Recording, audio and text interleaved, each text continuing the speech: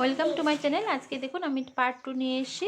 Part 2তে আমি হাতাগুলো কীভাবে লাগাতে হবে সেটা বলার জন্য দেখুন এই যে আমার পার্ট 1-এ শুরু থেকে একবারে শেষ পর্যন্ত এই যে বর্ডারগুলো সহ দেওয়া আছে, ঠিক আছে। আপনারা যদি কেউ পার্ট 1টি না দেখে থাকেন প্লিজ আমার চ্যানেলে চলে যান, ওখানে দেওয়া আছে পার্ট 1টি। পার্ট 1 শুরু করার পরে পার্ট 2তে আমি শুধু হাতাগুলো লাগাবো। তো আমি এই পাশে হাতাটা লাগিয়ে নিয়েছি, এ পাশে হাতাটা কেমন করে লাগাবো সেটা দেখাচ্ছি। এই পাশে হাতাটা যেমন করে লাগাচ্ছি ঠিক একইভাবে এই পাশে হাতাটা লাগাতে হবে। চলুন তাহলে শুরু করি। এই যে দেখুন আমি এই পাশে হাতাটাতে লাগিয়ে নিচ্ছি। তো আমার এখানে মার্কিংগুলো তো দেওয়াই আছে, আপনারা যখন কাজটি করছেন তখন মার্কিং দিয়েছিলেন। যদি খুলে দিয়ে থাকেন তাহলেও কোনো ব্যাপার না। হাতার এখানে মিডিল যে পয়েন্টটা আছে এখানে প্রথমে সুতাটাকে আমি অ্যাড করব, ঠিক আছে। এই দেখুন প্রথমে সুতাটাকে অ্যাড করে 3 চেন নিলাম। আবার এখানে এই স্পেসের মধ্যেই আমি আরেকটি ডবল ক্রোশের ভি স্টিচ তৈরি করব, ঠিক আছে। ভি স্টিচগুলো তো জানেন। তো এখানে একটা ভি তৈরি হলো।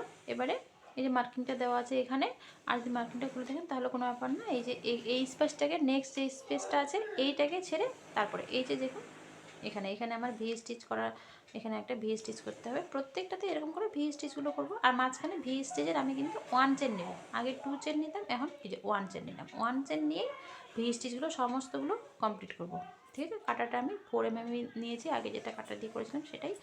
তো ভি স্টিচ হলো। এবারে নেক্সট এই যে এখানে প্যাটার্নটা আছে, এই প্যাটার্নের এই স্পেসের মধ্যে ভি স্টিচ করতে হবে। টোটাল এরকম করে আমার ভি স্টিচ হলো। মাঝখানে শুধু 1 চেন নেবেন, তারপরে সবগুলোর মধ্যে ভি স্টিচ করতে করতে আসুন একবারে এই যে মার্কিংটা আছে এই পর্যন্ত এসে এখান থেকে আমরা শুরু করেছিলাম।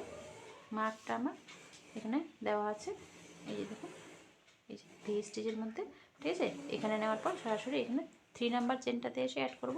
তো টোটাল আমার এখানে 10 ভি স্টিচ হবে, ঠিক আছে। আসছে তাহলে এই যে দেখুন আমি এখানে এই যে মার্কিংটাতে একটি করতে হবে, তারপরে এই স্পেসটা ছেড়ে এখানে অ্যাড করব, ঠিক আছে। তাহলে এখানে আরেকটি ভি স্টিচ করে নিচ্ছি। তো টোটাল আমার 10 ভি স্টিচ হয়ে গেল এখানে, ঠিক আছে। এই যে এখানে 3rd নাম্বার চেনে এটাকে স্লিপ স্টিচ করলাম। পরে আবার এই যে স্পেসটাতে দিয়ে এখানে একটি সিঙ্গেল ক্রোশে নেব, ঠিক আছে।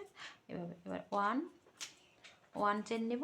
1 চেন নিয়ে প্রথমে এই যে ভি স্টিচের প্রথমটাকে আমি ফ্রন্ট ক্রোশ করব। আবার এখানে 2 ডবল ক্রোশা নেওয়ার পরে আর 2 চেন নিব না, এখন 1 চেন করে নেব, ঠিক আছে। আগে যেমন এইদিকে যখন প্যাটার্নগুলো করছি তখন 2 ডবল ক্রোশা 2 চেন 2 ডবল ক্রোশা করছি, কিন্তু এখানে 2 ডবল ক্রোশা 1 চেন আর 2 ডবল ক্রোশা, ঠিক আছে। পুরো রোটাই আমি এভাবে কমপ্লিট করে আসবো। 2 ডবল ক্রোশা নেওয়ার পরে এই যে আবার এই ভেস্টে যে এটা আছে এটাতে আমি ফ্রন্ট পোস্ট করব, ঠিক আছে। আগের প্যাটার্নটাই আবার সেম প্যাটার্নে এরকম করে, ঠিক আছে। পুরো রোটা এভাবে আসছি।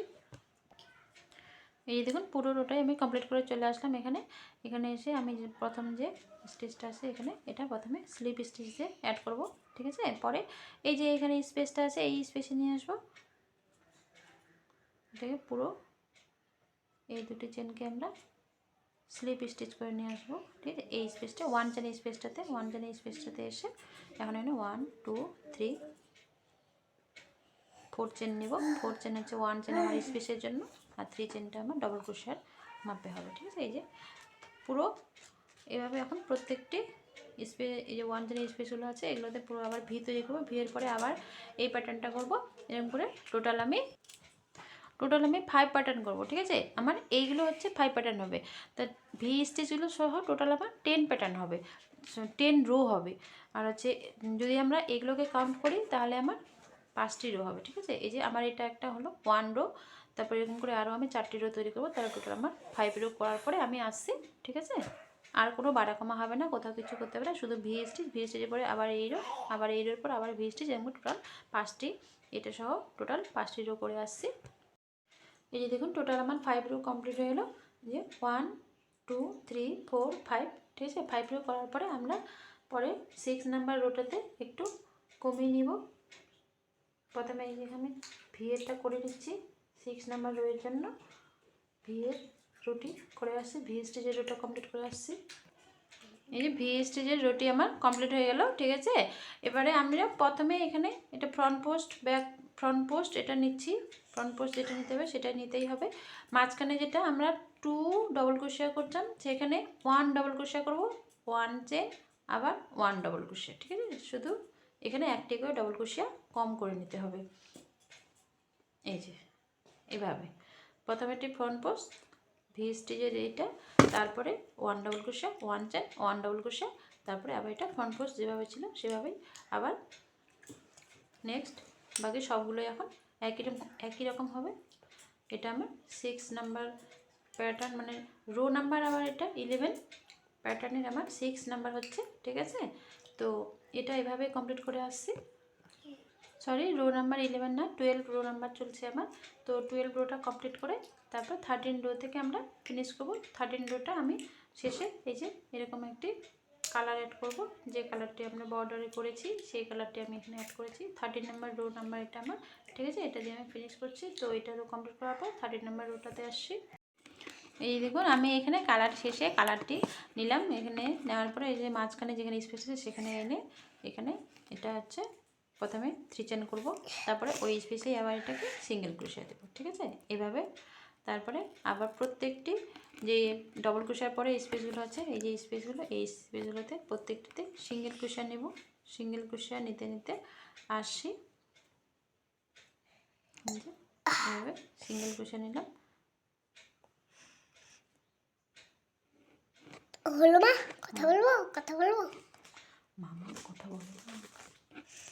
এই যে আবার এখানে আমার 1 ডাবল ক্রোশা মাঝখানে 1 চেন স্পেস আছে, এই যে 1 ডাবল ক্রোশা এখানে স্পেসটাতে এসে আবার আমি প্রথমে সিঙ্গেল ক্রোশা নিচ্ছি, তারপরে 1 2 3 চেন নিয়ে আবার ওখানে আবার সিঙ্গেল ক্রোশা, ঠিক আছে। এইভাবে হবে, যেগুলো স্পেসগুলো আছে এই স্পেসগুলোতে এইভাবে থাকবে। এই যে দেখুন আমার এটাতে এরকম করে রেখেছি। আরেকবার দেখিয়ে দিচ্ছি, 1 করে সিঙ্গেল ক্রোশা নিচ্ছি, বাকি স্পেসগুলোতে সিঙ্গেল ক্রোশা নিচ্ছি।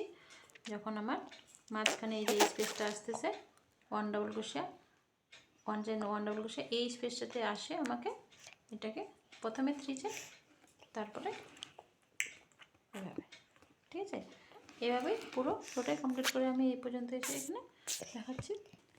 এই যে পুরো কাজটি আমার কমপ্লিট হয়ে গেলো। এভাবে হাতাগুলো শেষের দিকে দিলাম কালারটি অ্যাড করে, এই যে এই হাতাটা আমি এভাবে লাগিয়েছি, তাহলে এটা আমার পুরো কমপ্লিট হয়ে গেলো, ঠিক আছে। হাতা দুটি লাগিয়ে এই হাতাটা যেমন করে লাগালাম ঠিক সেভাবে এই হাতাটা লাগাবেন, দুটো হাতাই একই রকম লাগাতে হবে।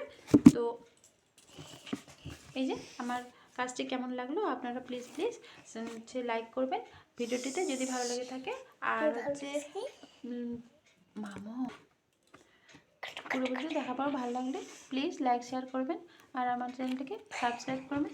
Thank you.